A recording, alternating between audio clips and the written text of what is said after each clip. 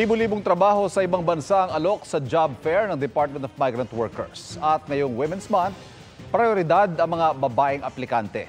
Nakatutok si JP Soriano.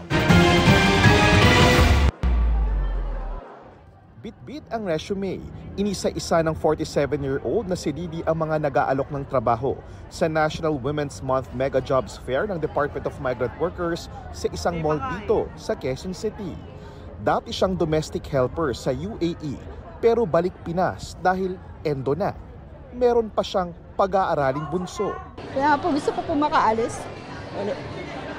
Para po sa kanila. Para makapagpatuloy po sila ng pag-aaral. Pag ikaw po naging nanay po, magmula umpisa hanggang sa huling hininga mo, nanay ka pa rin. Ibig sabihin, yung pag-iintindi mo sa mga anak mo, walang katapusan po. Mahigit 2,500 valid job orders, gaya ng caregivers, farm workers at beauticians ang pwedeng applyan mula sa Japan, New Zealand at iba't ibang bansa sa Middle East.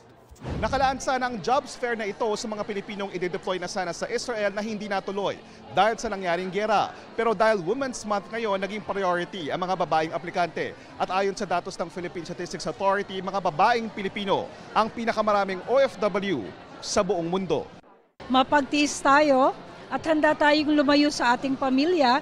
That also contributes to the factor na maraming babae.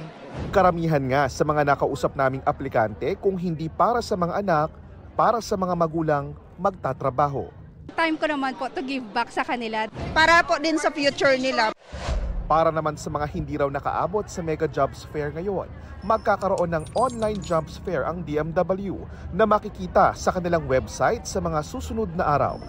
Para sa GMA Integrated News, JP Soriano, nakatutok 24 oras.